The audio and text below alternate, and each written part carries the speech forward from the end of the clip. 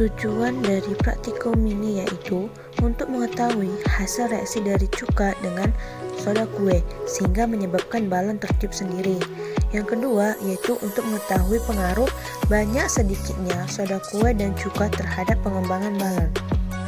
Dasar teori dari praktikum ini yaitu laju menyatakan besarnya perubahan yang terjadi dalam satu satuan waktu. Laju reaksi adalah laju berkurangnya konsentrasi reaksi atau laju terbentuknya produk dalam satu satuan waktu. Apakah reaksi berlangsung cepat atau lambat dapat diketahui dengan melakukan percobaan. Faktor-faktor yang mempengaruhi laju reaksi yaitu yang pertama konsentrasi. Semakin tinggi konsentrasi, semakin besar pula laju reaksinya. Yang kedua, luas permukaan.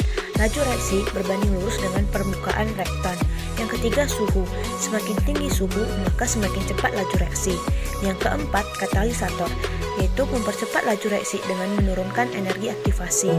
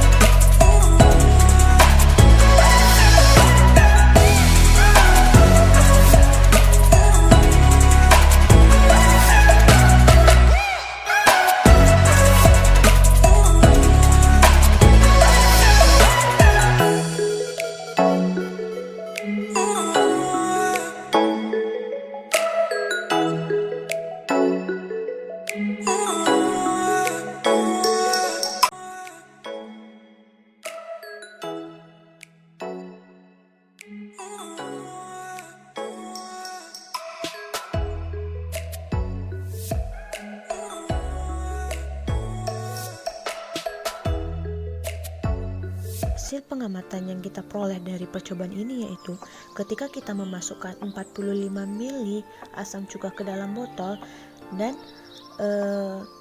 41,25 gram soda kue ke dalam balon dan mereaksikannya, itu reaksi akan berlangsung sangat cepat dan juga balon yang terbentuk itu semakin besar.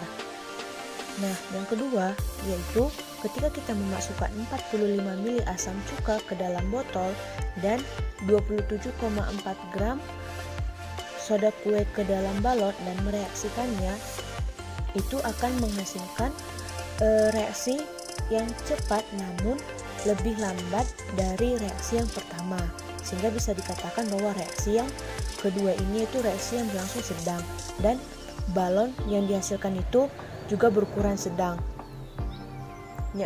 Kemudian yang ketiga yaitu ketika kita memasukkan 30 ml larutan cuka ke dalam botol dan mereaksikannya dengan 41,25 gram soda kue yang ada dalam balon, itu akan menghasilkan reaksi yang lama dan balon yang berukuran kecil.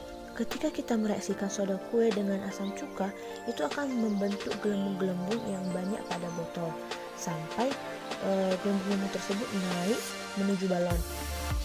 Nah, hasil dari reaksi cuka dengan soda kue ini menghasilkan gas karbon dioksida yang dapat mendorong gas oksigen di dalamnya, sehingga lama-kelamaan balon yang tadinya kecil akan berubah menjadi besar. Dan pada waktu yang bersamaan, balon pun mengalami pembesaran secara terus-menerus sampai sudah tidak ada gelembung lagi. Besar kecilnya balon yang mengembang itu bergantung pada besar kecilnya takaran soda kue dan cuka yang kita campurkan. Semakin besar takaran keduanya, maka balon akan semakin besar, atau sebaliknya, yaitu ketika asam cuka dan soda kue itu semakin sedikit, maka balon yang dihasilkan juga akan semakin kecil. Yeah.